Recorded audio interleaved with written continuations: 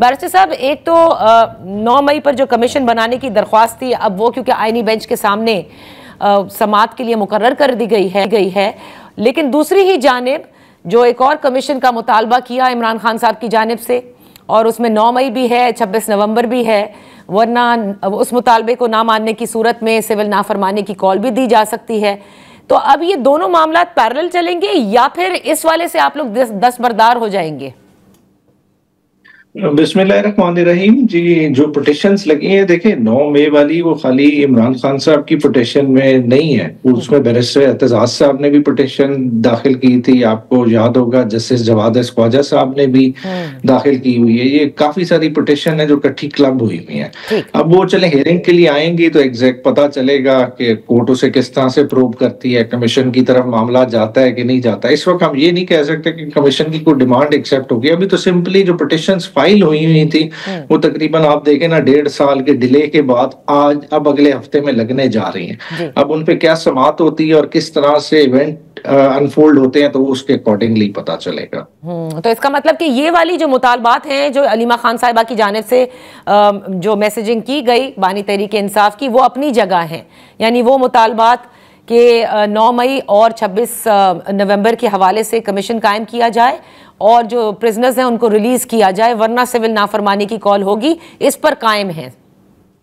हाँ जी, वो तो 2 मुतालबात दिए हैं और उसी के लिहाज से। और देखें वो सिविल नाफरमानी का भी उसका जो है ना, देखें एक आए हैं, अभी लीडरशिप मिलेगी। अभी तो फर्स्ट फेज में जो सुनने में उसमें आया है तो वो तो रेमिटेंसेस का मामला है, वो कोई लोकली अभी कोई उस चीज का स्टार्ट किसी एस्पेक्ट से नहीं लिया गया।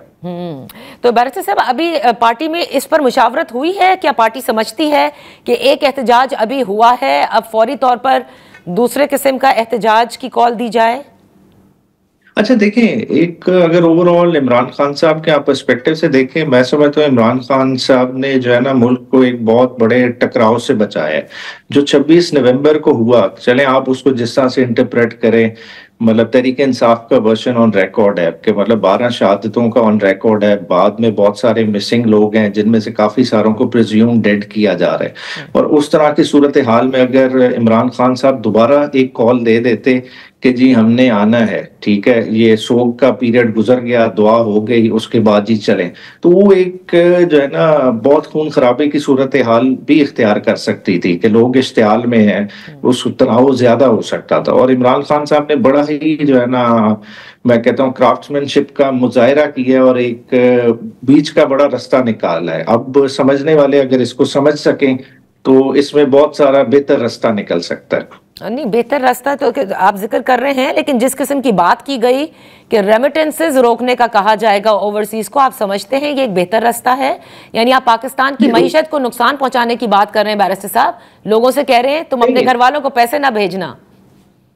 नहीं, घर वालों की बात नहीं है, रेमिटेंसेस लिमिट करने की बात की गई। और क्यों की गई है? देखें, एक इस वक्त गैर आईनी हुकूमत बैठी हुई है, एक ऐसी हुकूमत बैठी हुई है जिसके पास मैंडेट नहीं है।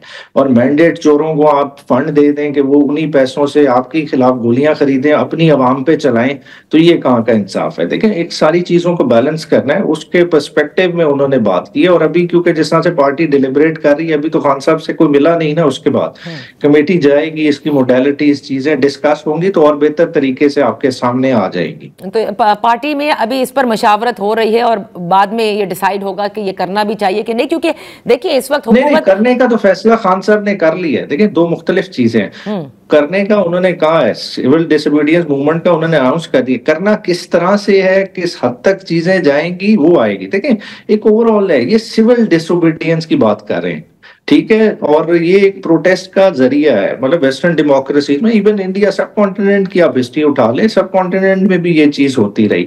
जब एक ऐसी हुकूमत बैठी हो जिसका मैंडेट ना हो, जो गासिब हो, तो उसके खिलाफ आपने किसी ना किसी तरह से तो एजिटेट करना है ना। तो ये एजिटेशन का वन ऑफ द मैकेनिज्म है। तो यानी सिविल डिसोबीडियंस में तो बहुत सारी चीजें फिर शामिल होती हैं, एनार्की भी होती है। और आज तो हुकूमत आप पर ये कह रही है, मुख्तलिफ रहनुमा वज़रा ये कह रहे हैं कि देखिए ये इंतशार का एक और तरीकाकार निकाल रहे हैं। नहीं, इंतशार का तरीके नहीं। देखें, जो खून की होली नून लीग ने खेली है, उससे बड़ा कोई इंतशार हो सकता है? वो मामलात किसी से ढके छुपे तो नहीं है ना। वो हमें कहें कि जी हम इंतजार कर रहे हैं, तो ये तो बिल्कुल ही गलत बात है जो उन्होंने किया है। देखिए अगर मॉडल टाउन के कातिलों को हम उसी वक्त पकड़ लेते तो आज ये मामलात ना होते, और जो हमारे साथ हुआ है, ठीक है, अल्लाह ना करे किसी और जमात के साथ हो, इतनी शहादतें तो किसी ने भी नहीं देखी।